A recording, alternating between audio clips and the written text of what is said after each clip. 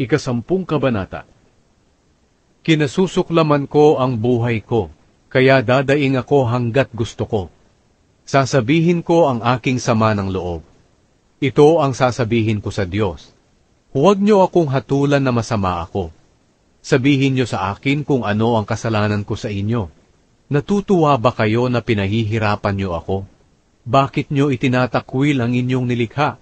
At sinasang-ayunan naman ang binabalak ng masama. Ang paningin niyo ba'y tulad ng paningin ng tao?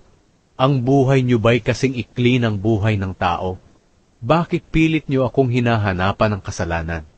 Alam niyong wala akong kasalanan, pero sino ang makapagtatanggol sa akin mula sa inyong kamay? Kayo ang gumawa at humubog sa akin, at ngayon kayo rin ang sisira sa akin.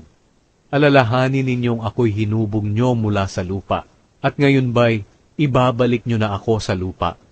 Hindi ba't kayo ang humubog sa akin mula sa sinapupunan ng aking ina, na parang keso na hinubog mula sa gatas? Binuon niyo ang aking mga buto at litid, at saka binalutan ng laman at balat. Pagkatapos binigyan niyo ako ng buhay, pinakitaan ng kabutihan at iningatan. Pero nalaman ko na ang tunay ninyong plano sa akin ay ang bantayan ako kung magkakasala ako.